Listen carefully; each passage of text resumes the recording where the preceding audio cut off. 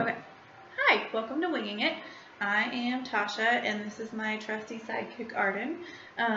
We are going to show you how to make reusable bags today that you could use for snacks like crackers. Yep, crackers. Could you put grapes in them? Oh. Yeah? Yeah. Okay. Could you put, could you put suckers in them? You can put suckers in them. You can put all sorts of trinkets in them. They're also good like little travel bags that you can put. I recently found bar shampoo, which I think is the best thing ever. Can you get the bag so we can show everybody? And so you can put like little toiletries like that and everything in there. Yeah, she's preoccupied. So they basically just look like this. All that I'm using is like outdoor canvas material that you would put on like pillows that you're gonna put outside, or like a cushion for an outside bench or something like that. So there's a little zipper on them, and then it's just super simple little bag. So we're going to wing it. I already won this one the other day, and I have a couple ideas on what I want to do differently because I've never been super great at sewing zippers in. So I feel like I've got maybe an easier way. You can change this, whatever. We've got maybe an easier way to do it. So we're going to try that today, and Arden is going to be our handy dandy little helper. Okay, so tools for this project. I like to use just kind of any form of straight edge is nice, just so you can get an edge on what you're doing. And sorry that I'm not properly dressed. It's about 1,000,000,000 degrees in our loft today, so we're trying to stay a little bit cool. So anyways, tools, definitely something with a straight edge on it. And then you're going to need your rotary cutter and a rotary board. You can definitely cut this out with scissors if you don't have that. Just use the straight edge to cut out your entire square so that you don't have anything wiggly, or any wiggly edges or anything. We're going to need our fabric, which I picked out kind of this cute little turquoise blue-ish fabric. And then you're going to need a zipper, and then obviously some way to sew. Okay, so here is our fabric piece that we have, and what I'm going to do is I'm going to line one edge up, the edge that I already have cut. I'm going to line it up with a corner over here because I want to make sure that I've got a clean line here, and then I want to make sure I've got a clean line up here too. Arden, come here please. So our line, we've got a perfect 90-degree, we had a perfect 90-degree angle, there we go. We have a perfect 90-degree angle here on the corner, and I'm thinking that I'm probably gonna want this, these are inches, so I'm probably gonna want 1, 2, 3, 4, 5, no, 2, 4, 6, maybe an 8-inch bag just so I have a little bit of a bigger one. So I'm gonna grab my straight edge and count again, oops, straighten this out. Sorry, fabric. There we go. 2, 4, 6, and 8. Fantastic. I only have one hand because I'm using my mobile camera, so I'm just trying to do this the right way. There we go.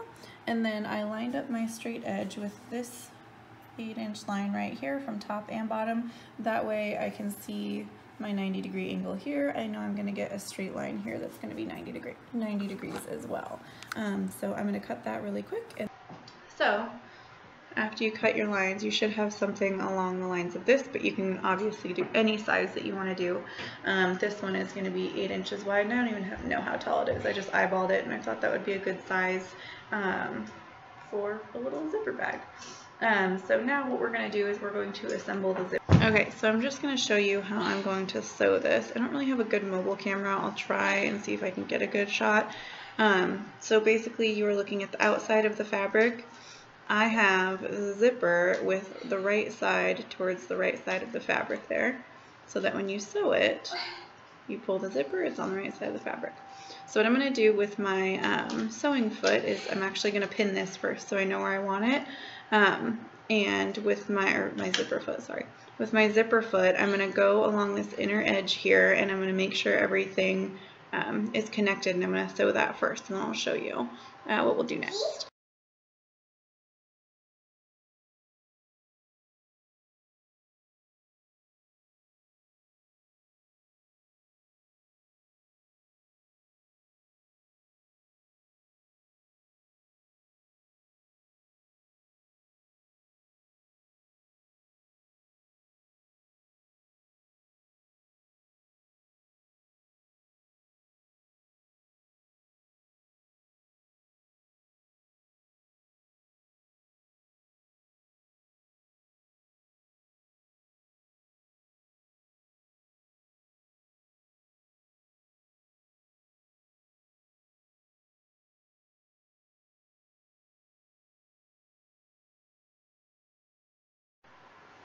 Okay, so at this point, you should have something that looks like a weird tube until you zip it up. Then you should have something that looks like this. And look at that. Oh, they aren't right. I've measured too. Alright, whatever.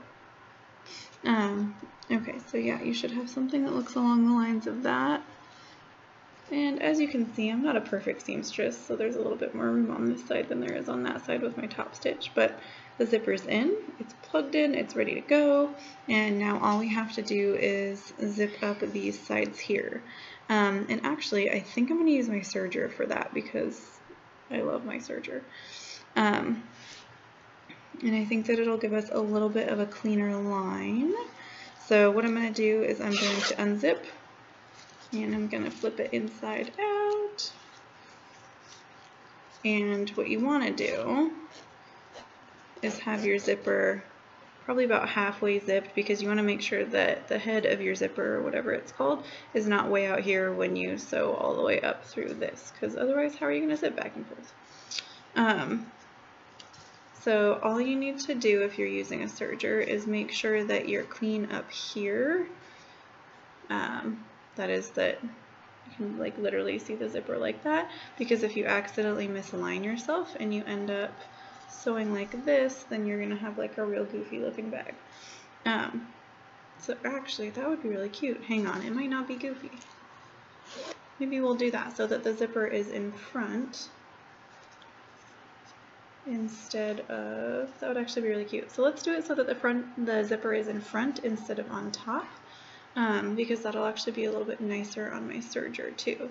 So I'm going to line it up like this, and I'm going to line this back fold up with the top of my zipper there, and then we'll have a nice little spot for our zipper to be up front. That'll be really cute. Okay, so I'm going to do that and then we'll be done.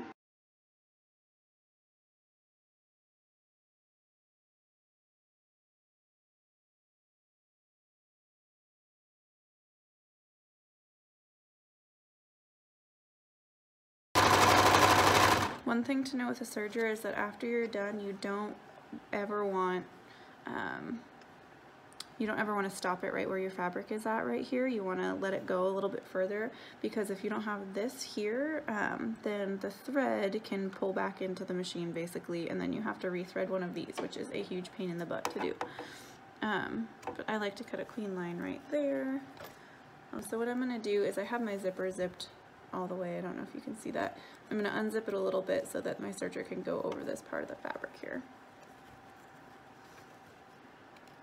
And also so that I can turn it inside out when I open it, or when I am all done.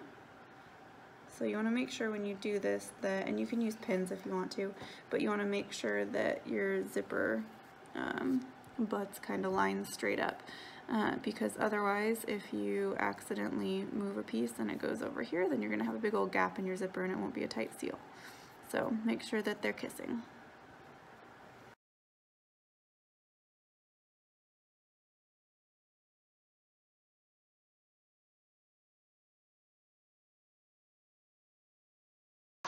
So now, you should have a cute little, I actually really like the zipper in front. I'm glad that I did that. So yeah, you should have a cute little reusable bag, and it's not going to be waterproof. It is outdoor fabric, but I don't think it's waterproof. I think it's more like water resistant-ish. It's just a little bit more durable than like if you did regular cotton or something. So yeah, there you have it. You've got a cute little zippered pouch for snackies.